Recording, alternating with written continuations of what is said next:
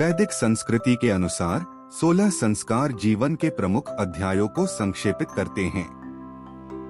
विशेषकर विवाह संस्कार हिंदू धर्म में महत्वपूर्ण माना जाता है, क्योंकि यह व्यक्ति के जीवन को पूर्ण बनाने में सहायक होता है।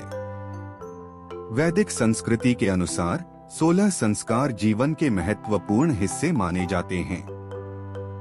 उनमें से एक महत्वपूर्ण संस्कार है विवाह, जिसके बिना मानव जीवन अधूरा माना जाता है। हिंदू धर्म में विवाह संस्कार को 16 संस्कारों में एक महत्वपूर्ण हिस्सा माना गया है। विवाह का शाब्दिक अर्थ है विशेष रूप से करना। पाणिग्रहण संस्कार को सामान्यतः हिंदू विवाह के नाम से जाना जाता है।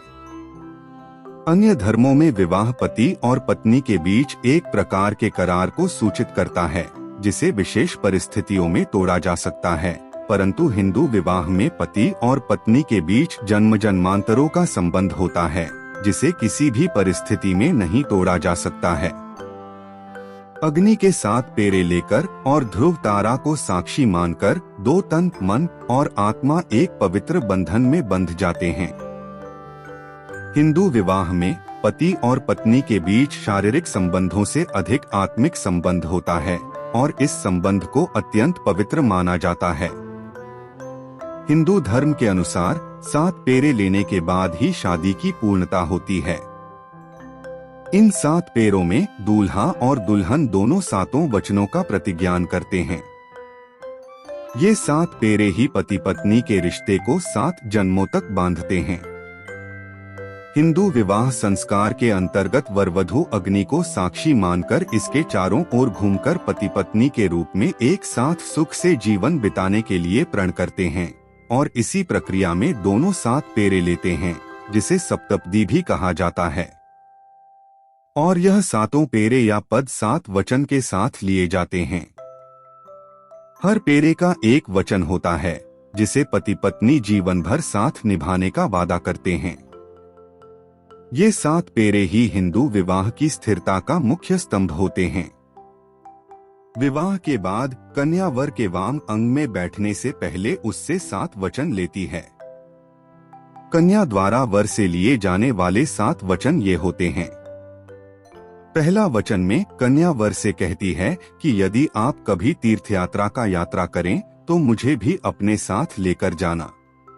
आप जो भी व्रत उपवास या अन्य धार्मिक कार्य करते हैं, आज की तरह मुझे भी अपने वाम भाग में सहज में स्थान देना।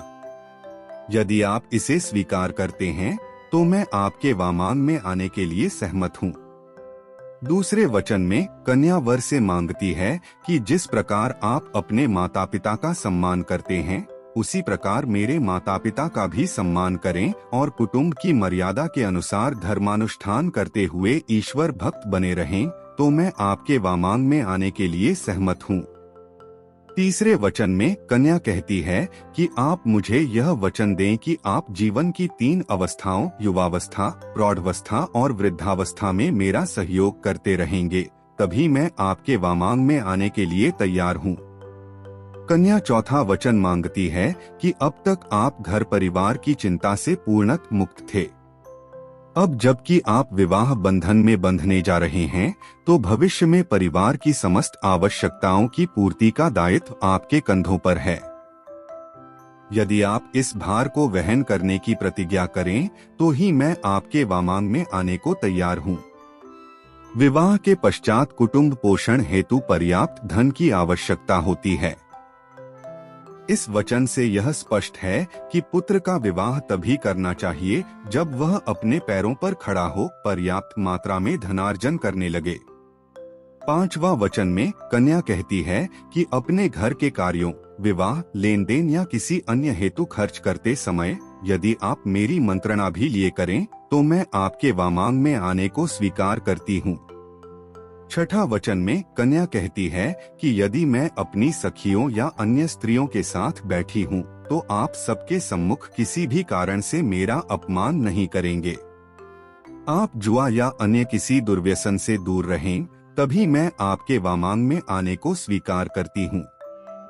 7वां वचन के रूप में कन्या यह वर मांगती है कि आप पराई स्त्रियों को माता के समान समझें और पति पत्नी के आपसी प्रेम के मध्य अन्य किसी को भागीदार न बनाएंगे।